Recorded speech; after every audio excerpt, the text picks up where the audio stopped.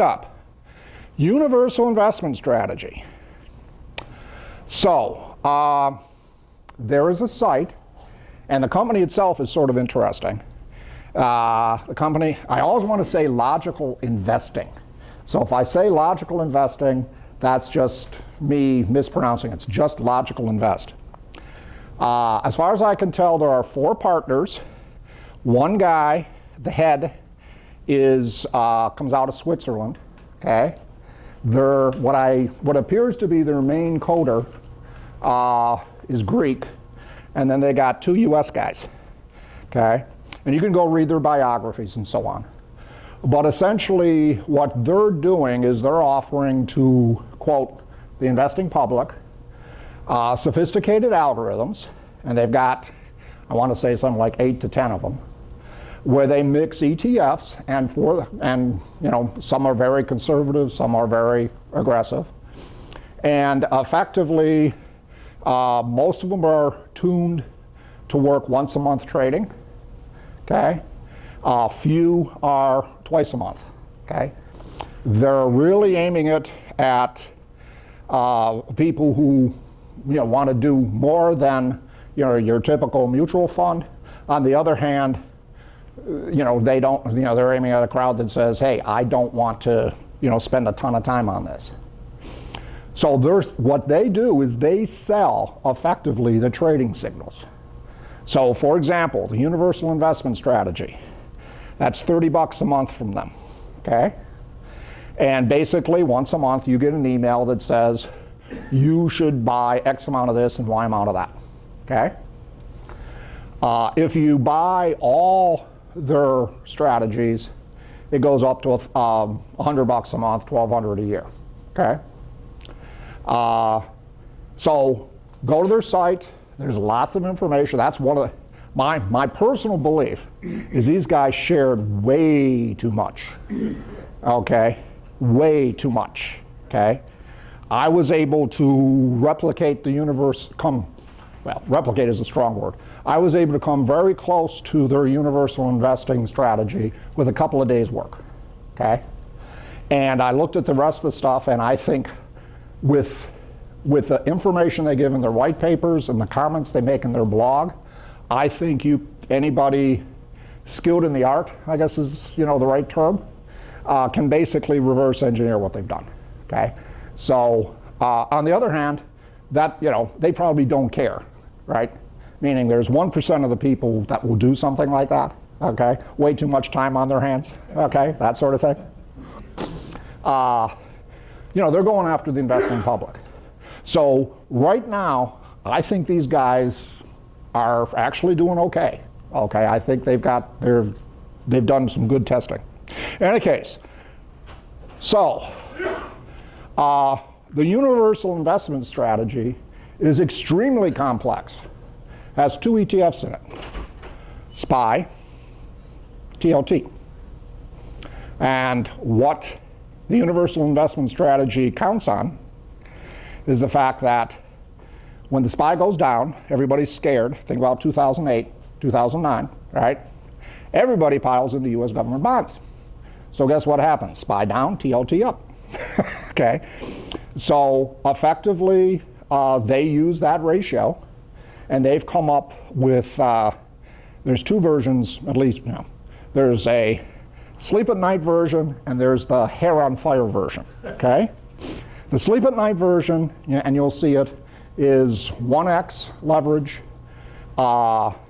reasonable return, very low drawdown, very nice. Okay, the hair on fire version is really, you know, you can get, depending what time period you're looking in, I'm going to claim 20 to 30%, and you can see some reasonable drawdowns. Okay, so if you want to have your hair on fire and, you know, you got a strong stomach, etc., you know, go 3x the SPY and 3x TLT. Okay, so in general, you just heard the universal investment algorithm. That's what it does. Every month, they just figure out what the right weighting is between those 2 ETFs, and they send you an email and say, this is what you should invest in. And it does really quite well. What's the logic of the signal? Pardon? What's the logic underlying the signal? They effectively, and again, they basically take the more aggressive strategy. They take a Sharpe parity approach, the same stuff we've been talking about for the last couple months. They take a Sharpe parity and they vary the look-back period and optimize how, to a very, very high degree, how much you should have. Okay, meaning down to like 1%, increments in each one. Okay, and then for the hair on fire version, they just leverage it up.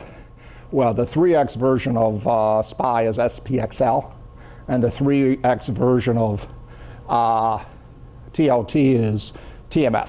Okay, and so lots of volume on both those ETFs. You can go out, like I said, if you want your hair on fire, plenty of gasoline with those two. Okay. TLT is only 10 years old. Yeah. You could switch the two funds and go back 25 years. Yeah, I'm looking, as a matter of fact, he's jumped to the end of my presentation, as usual. One of the things I'd like to do, okay, I did backtest it back to 2002, which is the origin point of TLT, with a very long-term, pure long-term bond fund. If I can find that, it's trivial to backtest it. USTX, there he is. BUSTX, all right. It's almost identical to TLT, except it's got 25 years old. Okay, so guess what? Peter just gave me a homework assignment, all right? All right, so next month, I will try, I remembered to put my cards in my pocket. And so right now, my first homework assignment's BUSTX. Very good. All right, next up. So what did I do? So Al? Yes, sir. Why did you choose that one out of their however many they sell? Because, well, number one, it's the simplest. It's got two. They have, their algorithms go up to and use up to 8 ETFs in some cases. So 2 is nice and simple. And if you read the white paper, it's, oh, they're using Sharpe parity. Oh, they're using MinVar. It's all the stuff we've been talking about. And so it was, I ought to be able to do this in 2 or 3 hours. 3 or 4 days later, I actually had something done. Okay, so. All right, so what did I look at? And forgive my apologies for the nomenclature here. So MinVar, so again, you've got 2 ETFs. So 100% of your money has to be split across both. So you can be 5% TLT and 95% SPY, or 10% SPY and 90% TLT, or whatever combination, right? MinVar algorithm is just you find the combination of weights that minimize the volatility or the variance, okay, over the last 63 days. And then that's what your percentage in each are for the next month. And you just do that every month. That's the MinVar algorithm, okay? The Max Sharpe algorithm is basically, instead of looking for the minimum variance, like we've been talking about for the last couple months, you vary the 2 weights, and then you figure out where you get the best Sharpe ratio. And that's your formula for how much weight you put into each one, okay? Now the next one is real interesting. Max Sharpe with MinVar. And this comes right out of the UBS paper we talked about a month to 2 months ago. You can get a negative Sharpe, right? Perfectly possible. And you get a negative Sharpe. Think about when TLT is going down and SPY is going down, right? You're going to have a negative gain on both. You're going to get a negative Sharpe if you do the math. Well, when you get a negative Sharpe, you do MinVar weighting, maximum Sharpe. Okay, that's exactly what UBS did in their weighting, in their paper, okay, or set of papers that we looked at, okay? So that's the three basic algorithms I looked at. Now, there's all these numbers, 1%, 3%, what the hell's going on here, etc. All right, so one way to even further control volatility is if you get above, for the last 3-month period, 1% volatility as measured by standard deviation, you start adding cash to take the volatility away. So that's what 1% means, okay? 3%, geez, I'm using 3x leveraged, so 1 times 3 is 3. So if I use 1% on a 1x fund, I usually use 3% on a 3x fund. As I said, this is pretty highfalutin math here, okay? Very simple. Now, 0.63%, okay? That is, as 0.63% on a daily basis is roughly 10% standard deviation on a yearly basis. So that's a pretty non-volatile investment. That's where 0.63% comes from. Geez, if I multiply 0.63 times 3, I get 1.9, roughly. Okay, rounding, okay? So that's basically what I did, and you're going to get sick of this in a little while, because you're going to see all the variations. And basically what it boils down to is MinVar by itself, MinVar with 1% limits, and MinVar with 0.63% limits, okay? And every time you add cash to a portfolio, as you can expect, your gain's going to go down, but your max drawdown should go down too. This is interesting, for example, when you're dealing with 3x highly leveraged funds. Okay, so that's the first thing I did. Real nice and simple. Next thing, I did a correlation regression study on SPY and SPXL, that's the 3x version, TOT and TMF, that's the 3x version, okay? Now these guys only go back to 2009, that time period. And so I used this regression study to basically say, well, what was the real leverage that they achieved?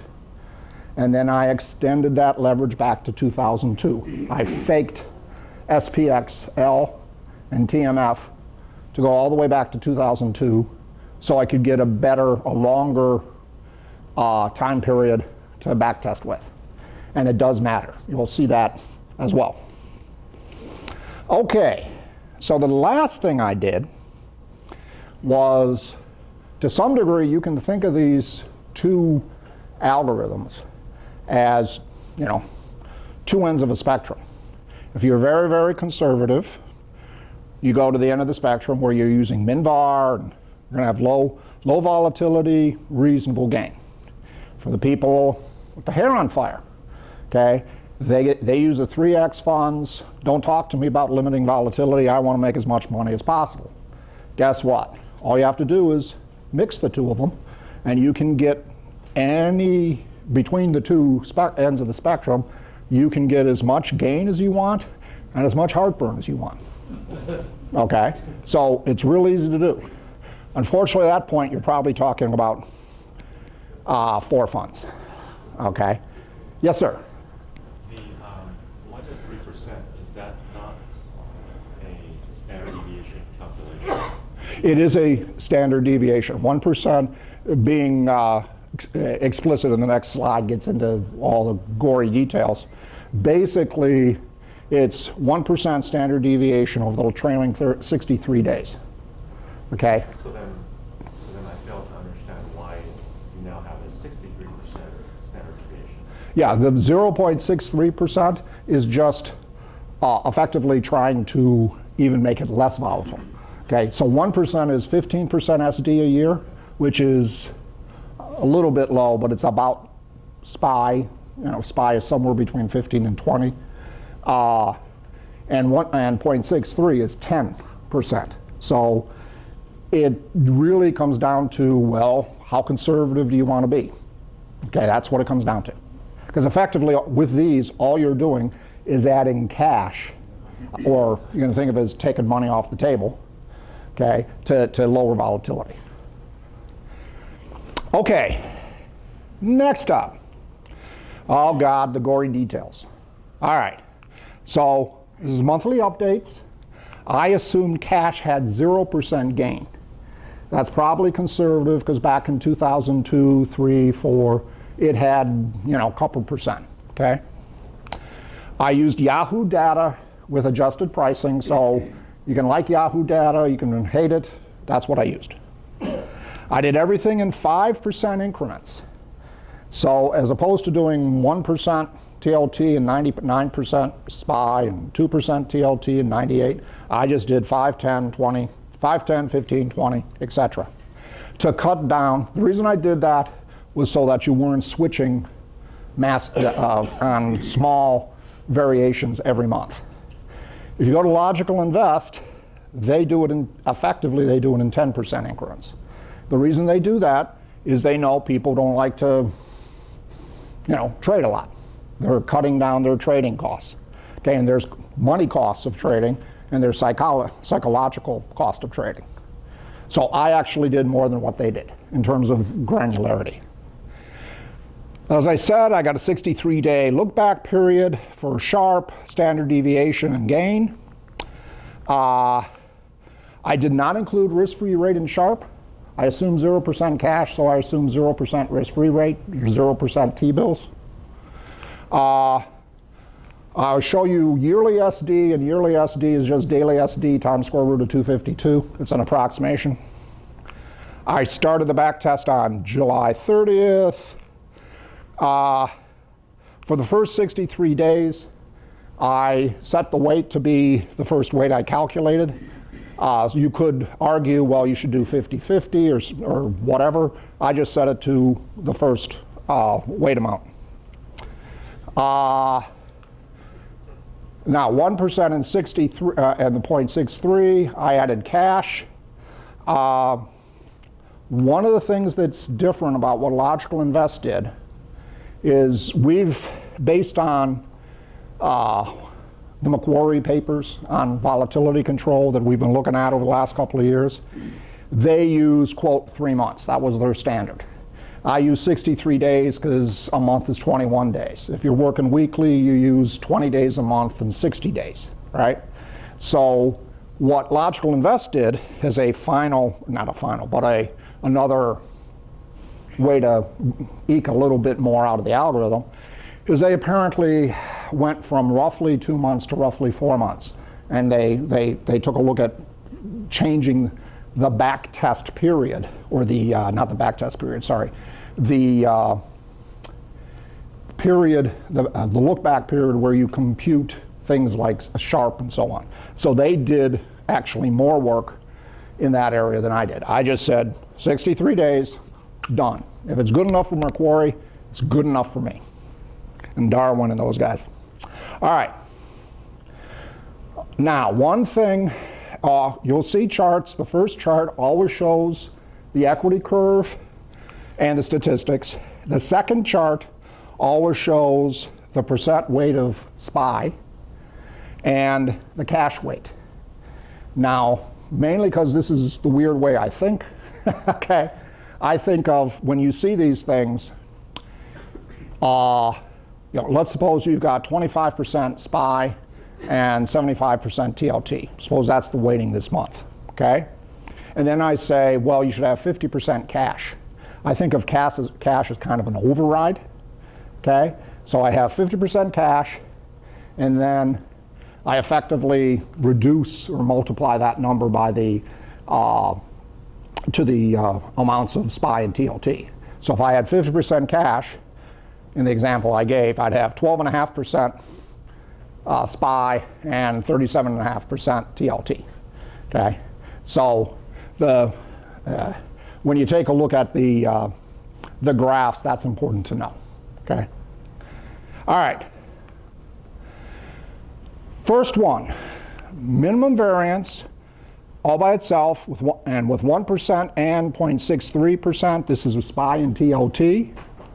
The original weighting of SPY was 25%.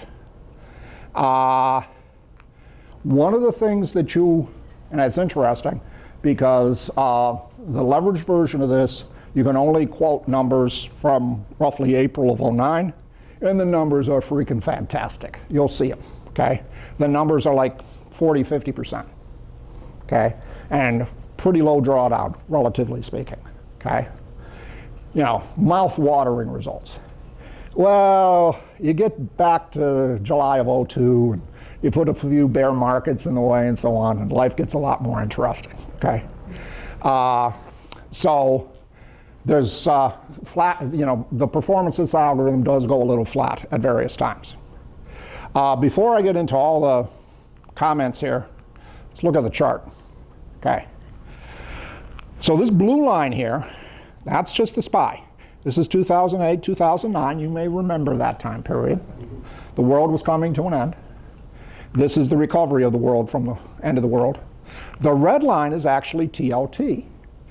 This is all dividends and interest rate payments included, i.e. all the dividends get factored back into the EC. That's why TLT goes up at a fairly good pace. Note this is a semi-log chart.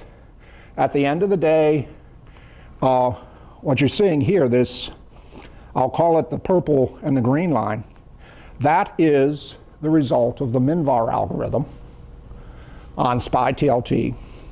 That's what you would have got. First thing, since this is semi-log, that's a straight line. We're pretty close, right? That means it's pretty good in terms of just generating the same amount of money all the time, okay? Same return all the time. What's the difference between this purple line, and I'm focusing here because that's what's important, the purple line and the green line? The green line is MinVar no cash. Note, mainly because of TLT in the 2008, that green line goes up higher and falls further, okay, i.e. more volatile.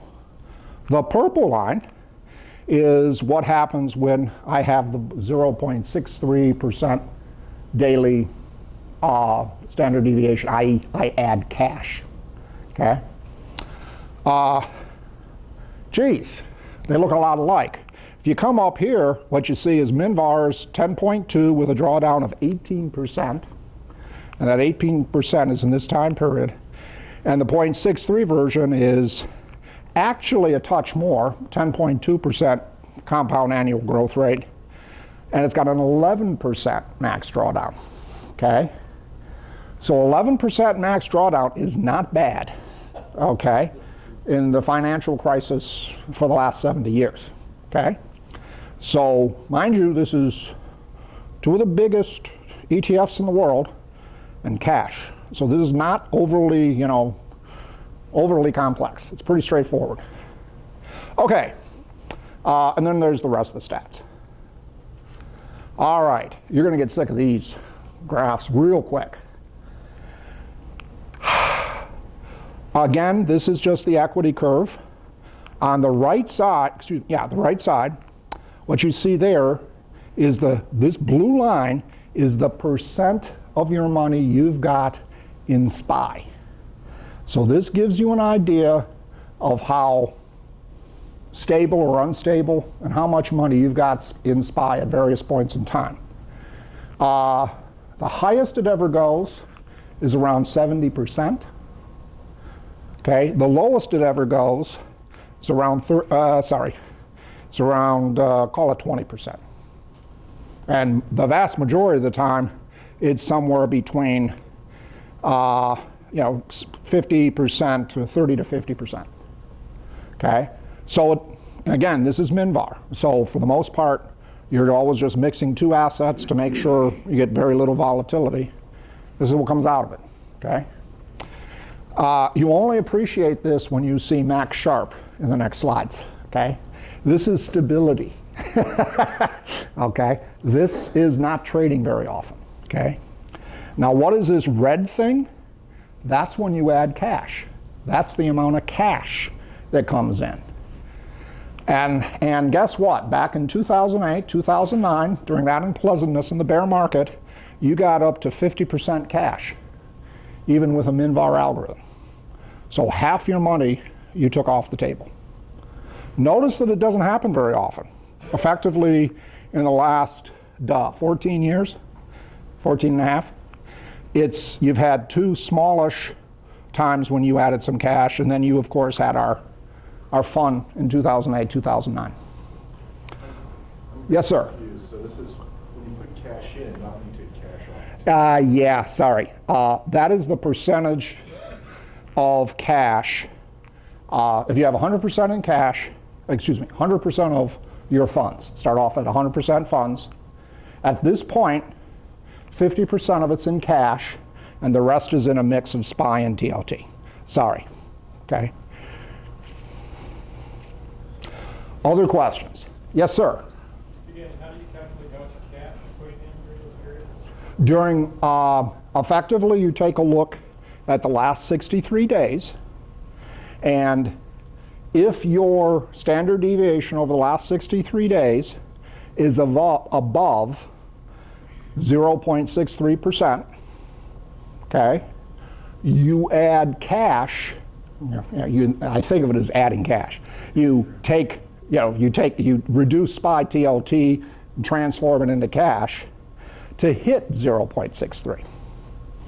Okay, so making up some numbers I'll probably get wrong. If you were at 1.26% standard deviation, 50% you'd have 50% cash, which would drag 1.26 down to 0.63. So in essence, you have 3 positions. Pardon? You have 3 positions. You have 3 positions. You're right. Now, this is something they, meaning Logical Invest, did not do, as far as I know. Logical Invest just has a mix of SPY and TLT. I added cash to see how much I could control the volatility without absolutely controlling the gain, killing the gains. Okay, it's kind of nice here when we get to the 3x version, comes a little more important. Okay. Any other questions on this? Because basically, from here on, it's sort of the same thing. Yes, sir. Yeah, so during the financial crisis, it was a rather peculiar time. Yes. Okay, and so what was the performance like outside of that time period? What can? The data that you were showing is what happened when you included, but I think it's important to look at both including it and excluding it, and just focusing what happened in that time, so you understand. Yeah. How does it perform under normal times? Yeah, understood. Good question. So I'll try and answer that with this graph to some degree. Okay. So right around here, once you get outside of this red area, we are adding cash. You're talking about the recoveries we've had since 2009. It's done great. You can see that for the most part, with one exception for a month or two here, you did fine. You didn't have to do much at all. The algorithm, the MinVar algorithm, does a pretty good job of controlling volatility. If you go back here, what you see here, back here, this is the 2002, 2003 bear, okay? So you kind of see that spike again when TLT goes up, but you kind of had a flat period here, okay? And note that before everything came to a screeching halt in 2008, 2009, you kind of had another flat period over here, okay? And then during the bull between 2003 and 2008, it again did, reasonably well, okay? So my answer to your question is, for the most part, MinVar does a good job of driving the gains, okay? In your typical bear market, I would expect things to be kind of flattish, okay? Where you might lose 1% a year, you might gain 1% a year, but you're not going to have a 55% decrease, okay? And it's all because TLT goes up, SPY goes down, okay? All right, other questions? Fair enough. Next up, now, let's suppose you do the same. Oh, there was one thing I did want to talk about. This kind of gets to some of your comments. MinVar should be the best EC to leverage up, okay? And to some degree it is. to recover from drawdown, okay, these are trading days. So this is about 1.5 years, that's about a year, and then you get these, the rest of the days when you're down to 163 and below. In terms of, you take a hit, and how long does it take you to recover before you, hit a new equity high, okay? So it is possible you can be, quote unquote, underwater, all right, for over a year on this algorithm, okay? And you see similar statistics on the other algorithms as well. So that's one thing to pay attention to. Now, the flip side is, just to put it in perspective, if you calculated the same number of trading days for the SPY after 2008, okay, to go from the 55% to the point we were at in 2007, that's like 4 or 5 years, okay? So this is actually pretty good, okay?